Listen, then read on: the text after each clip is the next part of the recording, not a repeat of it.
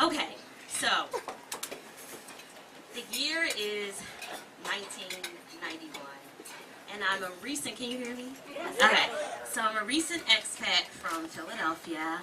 I decided to move to San Jose, California.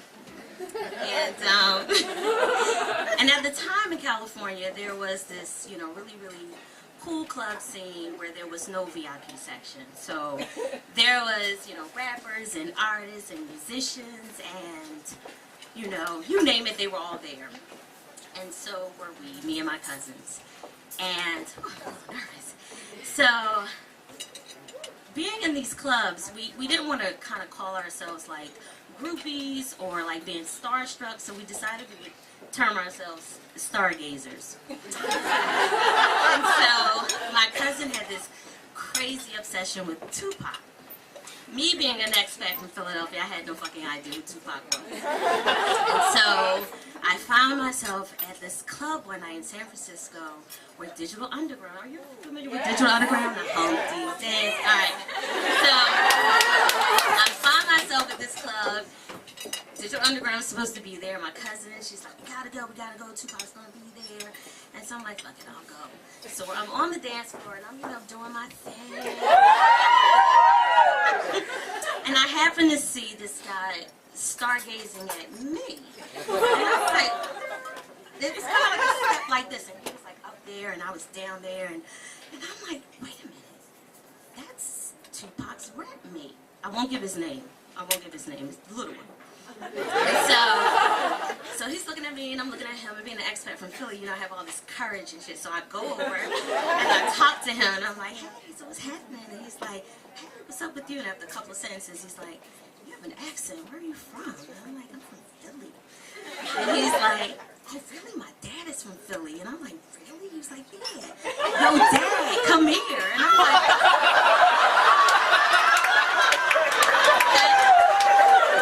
so his dad comes over and I'm talking to the dad, and he's like, where Taney Street is? And I'm like, what the fuck, Taney Street? But I'm so, being an expat from Philly, I'm like, so north and south. He's like, North Philly? I'm like, yeah, I know what it is. So my cousin walks over, she's pissed because there's no fucking Tupac in the room. No Tupac. She's like, we have to go. And so I'm like, oh my God, I'm talking to the rap mate. And so she's like, oh shit, we have to go. So I say to the rap mate, all right, well, maybe I'll see you somewhere soon. And he was like, yeah. We didn't exchange numbers. And so I'm kind of like, this is strange. We didn't exchange numbers, but okay. So my cousin is like totally into her stalking. And so for the next 4 weeks, we coincidentally ended up at the same places that Digital Underground was going to be at. So I'm looking, me and the rap mate, we're conversating with each other, and finally we exchanged numbers. And so now my stargazing has kind of like transitioned into lightly stalking. It's like, the kind of like you call him up, you hang up when he answers, like right before star 69. So I was like getting my shit off. I'm like calling up, like, oh yeah, he's not answering. But there were times when we actually did talk for like hours. And so finally one night, I get the call. Well, I called him. He never called me, but he called me back. He called me back a lot.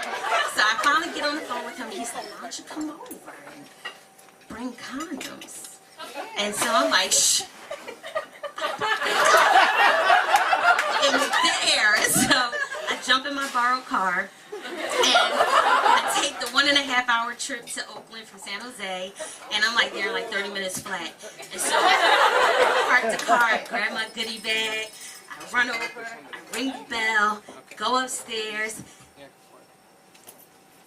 and then make a long story tolerable, I stopped stalking. I had to. It was a bad experience, but it is what it is. 3 weeks later, because my cousin did not stop stalking Tupac, I find myself at the Warfield Theater in San Francisco at a concert with Digital Underground. And what did I do? I did what any true blue stargazer would do. I got his autograph. And Tupac's.